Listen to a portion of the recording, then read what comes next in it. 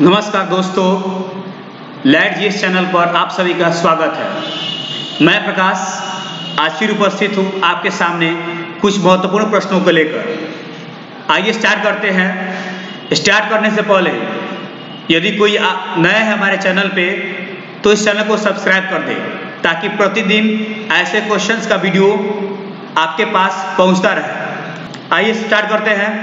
पहला क्वेश्चन है, चिंचोली वन्यजीव अभयारण्य किस राज्य में स्थित है?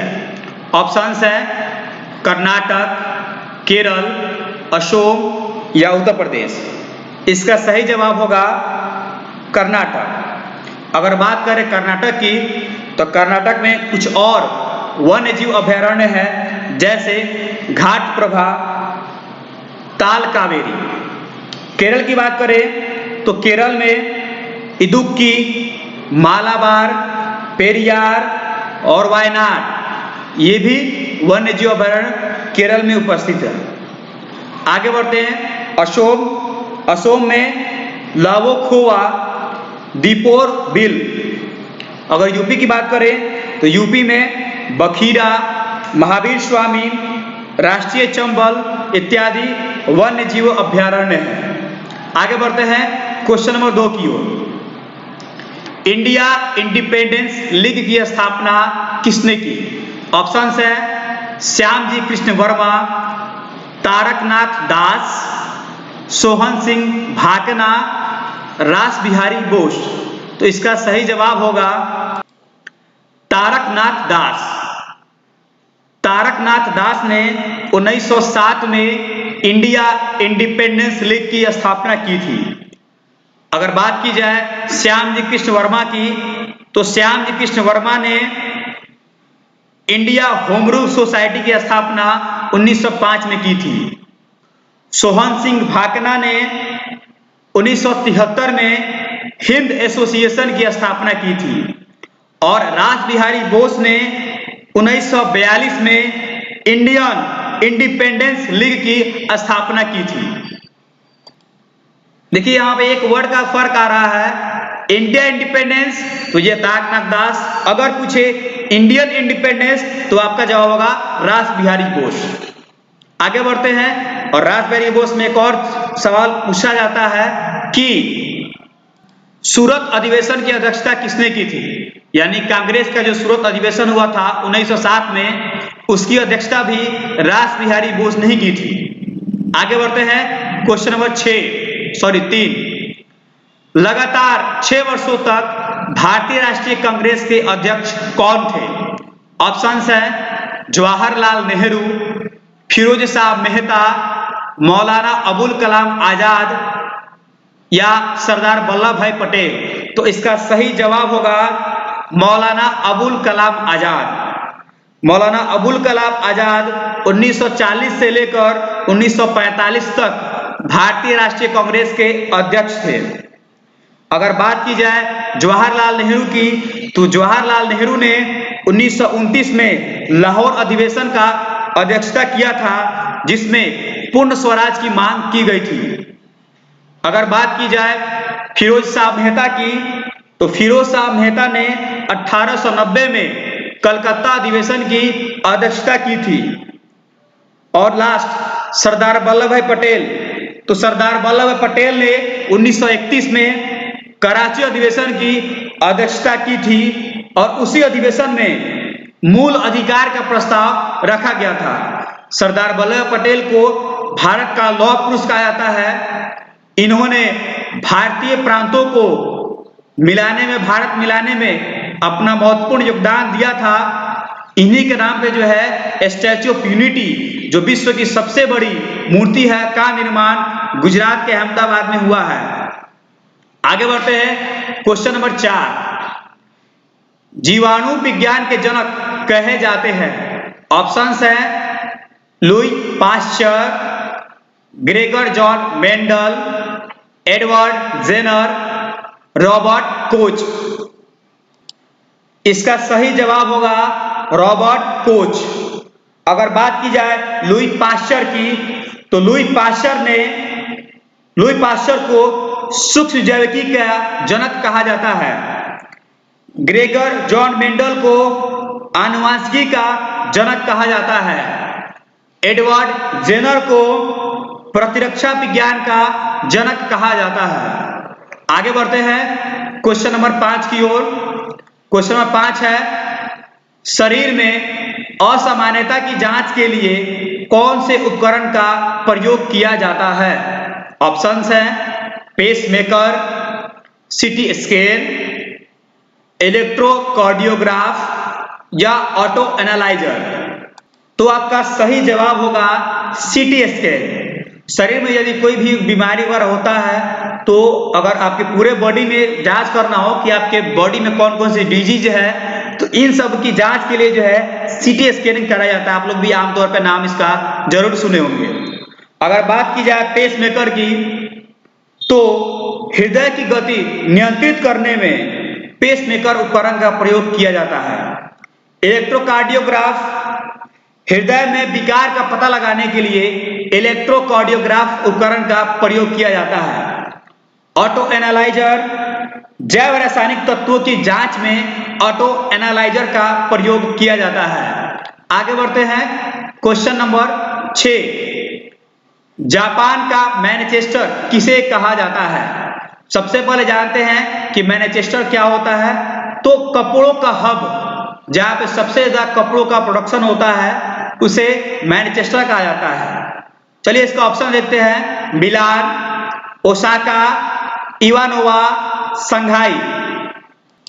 इसका सही जवाब होगा ओसाका, यानी ओसाका को जापान का मैनचेस्टर कहा जाता है। मिलान को इटली का मैनचेस्टर कहा जाता है।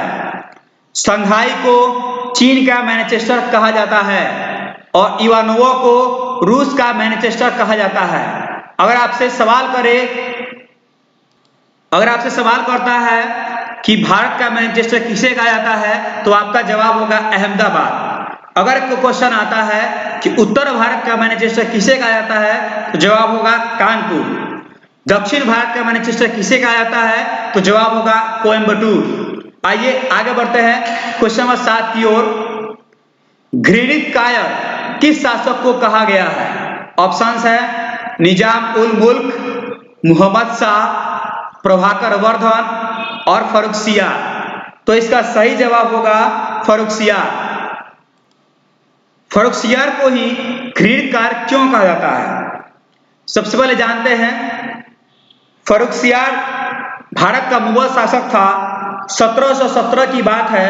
फर्रुखसियार के पैर में एक फोड़ा हो गया और उस फोड़े का इलाज जो है कई डॉक्टरों ने किया, वहां के चिकित्सकों ने किया, लेकिन उसका घाव जो है ठीक नहीं हो पाया।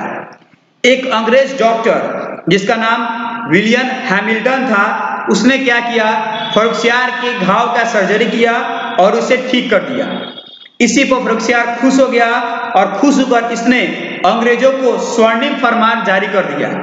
यह स्वर्णिम फरमान जारी करने से अंग्रेजों को बंगाल में कर मुक्त व्यापार करने का पूरा तरह से अधिकार मिल गया। यह अंग्रेजों के लिए मैग्ना कार्टा साबित हुआ और भारत के लिए एक बहुत ही घृणित कार्य साबित हुआ, क्योंकि अब बंगाल में अंग्रेज जो है बिना किसी कर के व्यापार कर सकते थे। इससे उनका अधिकार बंगाल पर और अधिक बढ़ गया। अगर बात करें निजाम उल मुल्क की तो निजाम उल मुल्क दक्कन या हैदराबाद का संस्थापक था। मोहम्मद शाह को रंगीला बादशाह कहा जाता है और प्रभाकर वर्धन यह पुष्पभूति वंश का संस्थापक था। आगे बढ़ते हैं क्वेश्चन नंबर 8 की ओर। क्वेश्चन है C2H5OH किसका रासायनिक सूत्र है? ऑप्शंस है baking soda, caustic soda, alcohol या सोडा। तो इसका सही जवाब होगा एल्कोहल, यानी एल्कोहल का रासायनिक सूत्र C2H5OH है। अगर बात करें बेकिंग सोडा की, इसका रासायनिक सूत्र होगा NaHCO3। अगर बात करें कॉस्टिक सोडा की, इसका रासायनिक सूत्र होगा NaOH। अगर सोडा की बात करें, इसका होगा KNO3। ठीक है, आगे बढ़ते हैं क्वेश्चन नंबर 9 की ओर। क्वेश्चन है लाल कुर्ती दल संगठित किया गया था? ऑप्शन है स्वतंत्र पाकिस्तान बनाने के लिए, पाकिस्तान का सृजन निश्चित करने के लिए, अंग्रेजों को निकालने के लिए, या स्वतंत्रता के पश्चात भारत को एक साम्यवादी देश बनाने के लिए। इसका सही जवाब होगा अंग्रेजों को निकालने के लिए। अगर बात की जाए लाल कुर्ती दल का, तो भारत के उत्तर पश्चिमी सीमा प्रांत में खान अब्दुल गफ्फार खान, जिसे हम सीमात गांधी के नाम से भी जानते हैं, के नेतृत्व में खुदाई खिदमतगार नामक स्वयंसेवक संगठन की स्थापना की गई थी। इन्हें ही लाल कुर्ती के नाम से जाना गया। लाल कुर्ती संगठन ने पठानों की एकता को बुलंद किया और अंग्रेजों से स्वतंत्रता के लिए ब्रिटिश उपनिवेशवाद के विरुद्ध आंदोलन संगठित किया। भारतीय स्वतंत्रता संग्राम आंदोलन में लाल कुर्ती का एक महत्वपूर्ण योगदान था। आइए आगे बढ़ते हैं। क्वेश्चन नंबर 10, नेताजी सुभाष चंद्र बोस का जन्म जिस नगर में हुआ था वह नगर है कटक, कलकत्ता, मिदनापुर, मुर्शिदाबाद। तो इसका सही जवाब होगा कटक। सुभाष चंद्र बोस का जन्म 23 जनवरी 1897 को कटक के उड़ीसा में हुआ था। उड़ीसा के कटक में हुआ था। 1938 में इन्होंने हरिपुरा अधिवेशन में कांग्रेस की अध्यक्षता की थी। 1939 में त्रिपुरा में कांग्रेस की अध्यक्षता की थी और इसी में गांधी जी की असहमति के कारण इन्होंने कांग्रेस की अध्यक्षता से त्याग पत्र दे दिया था। उसके बाद इन्होंने फॉरवर्ड ब्लॉक की स्थापना 1939 में की थी। 1943 में आजाद हिंद फौज की कमान संभाली, जिसकी स्थापना मूलतः कैप्टन मोहन सिंह ने की थी। ठीक है, आपसे क्वेश्चन करेगा कि आजाद हिंद फौज की स्थापना किसने की थी, तो कैप्टन मोहन सिंह। और आजाद हिंद फौज की कमान सुभाष चंद्र बोस ने अपने हाथों में कब ली, तो आंसर होगा 1943। नेताजी को 1938 में कांग्रेस का अध्यक्ष बनने के बाद रविन्द्रनाथ टैगोर ने देश नायक की उपाधि दी थी। महात्मा गांधी ने नेताजी को देशभक्तों का देशभक्त कहा था और इनका एक महत्वपूर्ण नारा जो आज भी सभी युवाओं के मन में बैठ गया है, जो क्रांति की तरह ला देता है अंग्रेजों के खिलाफ, वो नारा क्या था? तुम मुझे खून दो और मैं तुम्हें आजादी दूंगा। क्वेश्चन समाप्त हुआ। यदि आपको ये वीडियो अच्छी लगी हो तो इसे लाइक, कमेंट और शेयर करना ना भूलें। यदि चैनल पर नए हो तो इसे जरूर सब्सक्राइब करें। Okay, thank you.